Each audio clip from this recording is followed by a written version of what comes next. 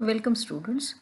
This is eighth part of important MCQs of management. Course code is 22509. It is for all branches.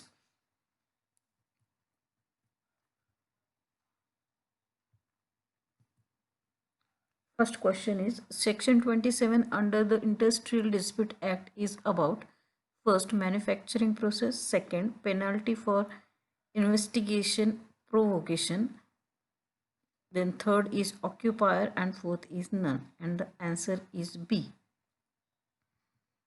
Then next is dash year did the Industrial Dispute Act come into operation? First is 1960, second is 1947, then 2019 and 1965, and answer is B, that is 1947. Industrial Dispute Act come into the operation. Then next is dash is a machinery for the settlement for industrial dispute in India. First is National Commission on Labor, then Wage Board, C Industrial Tribunal, then Standing Labor Committee, and the answer is C, that is Industrial Tribunal is a machinery for the settlement of industrial dispute in India. Then dash machinery has been mentioned in the Industrial Dispute Act accountable for the speedy and amicable settlement of industrial dispute. First is adjudication, then conciliation, then arbitration, and appropriate government. And the answer is B. That is conciliation machinery has been mentioned in the Industrial Dispute Act. Then next is dash means an interim or a final determination of any industrial dispute or of any question relating thereby any labor code. First is banking company, then second is conciliation proceeding, third is closure, and fourth is award. And the answer is D, that is award.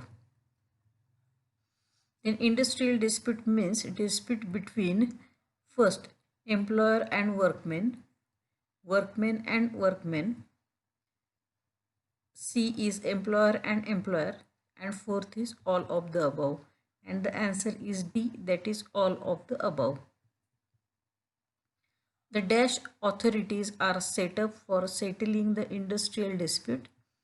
First is labor court, second is industrial tribunal, third is conciliation board, and fourth is all of the above, and the answer is D, that is all of the above. These are the authorities are set up for settling the industrial dispute. Then next is award under Industrial Dispute Act 1947 is the interim determination of industrial dispute. Second is final determination of industrial dispute. Then arbitration of award under section 10A, and fourth is both A and B, and the answer is D, that is both A and B. How many members does a conciliation board consist of as per appropriate government? Chairman and two or more other members. Second is chairman and one more member.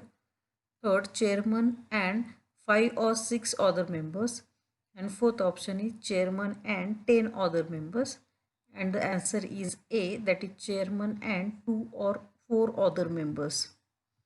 Then next question is dash includes any court constituted under any law relating to investigation and settlement of industrial dispute in force in any state.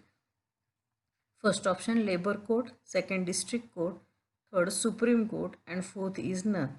And the answer is A, that is labor court. It includes any court constituted under any law.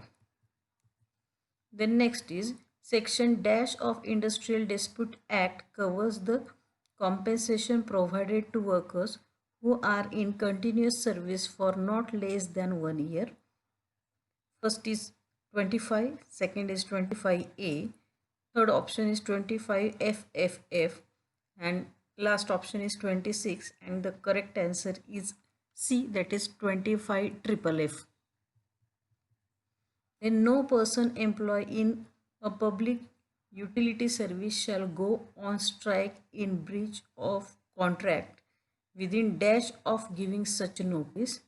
First option is 2 weeks, second is 6 weeks, third is for 1 week, and fourth is 4 weeks, and the correct option is 6 weeks. Then dash is the time period in which all awards of the arbitration are to be published from the date of its receipt by the appropriate government. First is 15 days, then 7 days, then 180 days, and 30 days. And the answer is D, that is 30 days is the time period in which all awards of the arbitration are to be published.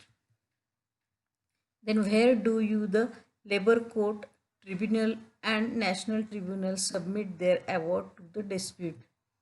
First is appropriate government, second is central government, then employer, and fourth is conciliation.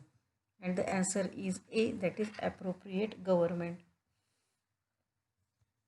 Then next question is, how much compensation does the workman deserve at the time of retrenchment? First is equivalent to 15 days average pay, then 6 months, then equivalent to 30 days average pay, and fourth is none. And the answer is A, that is equivalent to 15 days average pay. If death results from the injury, the amount of compensation to the employee is equal to, first option, 40% monthly wages multiplied by the relevant factor. Second is 150% monthly wages multiplied by the relevant factor. Fourth is 100% monthly wages multiplied by the relevant factor. And fourth is none. And the answer is A, that is 40% monthly wages multiplied by the relevant factor. If workman loss of both hands or amputation at higher sites, then he or she will get compensation dash percentage of loss of earning capacity. First is 25, then 100, then 50, and none. And the answer is B, that is 100% of loss of earning capacity. Then if workmen have permanent total disablement, he or she will get compensation amount dash percentage of monthly wages. First option is 50, then 25, 100, and none. And the answer is A, that is 50% amount of compensation. A workman have loss of both eyes, then he or she will get compensation dash percentage of loss of earning capacity, 30%, 50%, 40%, and 100%. And the answer is B, that is 50% of loss of earning capacity. Most common and usual form of direct compensation paid in organization is base pay and benefits, then variable pay and benefits, then base and variable pay, and all of the above. And the answer is C, that is base and variable pay. Characteristic of a good compensation system is, higher the qualification of worker, higher is the compensation. Higher the efficiency of worker, higher is the compensation. Higher the rank of worker, higher is the compensation. And D is all of the above. And the answer is D, that is all of the above. These are the characteristics of good compensation system. Major factor influencing compensation of worker are skill, effort, working condition, and all of the above. And the answer is D. These are the major factors influencing compensation of worker. Under this act, employer shall not be liable to pay compensation in respect of any injury not resulting in death or permanent total disablement caused by an accident, under the influence of drink or drug, due to the willful disobedience of the workman to an order expressly given or to a rule expressly framed for the purpose of securing the safety of workmen, then due to the willful removal or disregard by the workman of any safety guard or other device he knew to have been provided for the purpose of securing the safety of workmen, and all of the above, and the answer is D, that is all of the above. Under the Workmen's Compensation Act 1923, individual managers subordinate to an employer cannot act as a managing agent. Managing agent include an individual manager subordinate to an employer. Only employer can act as a managing agent. The appropriate government shall appoint managing agent, and the answer is D, that is appropriate government shall appoint managing agent under Workmen's Compensation Act 1923.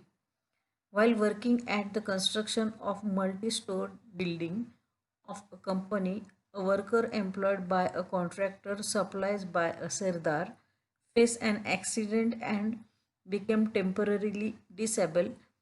For paying compensation to the worker, who shall be held responsible as per law? First is the contractor who employed the worker. Then second is the sardar who supplied the worker. Then both A and B, and fourth is none. And the answer is A, that is the contractor who employed the worker is responsible.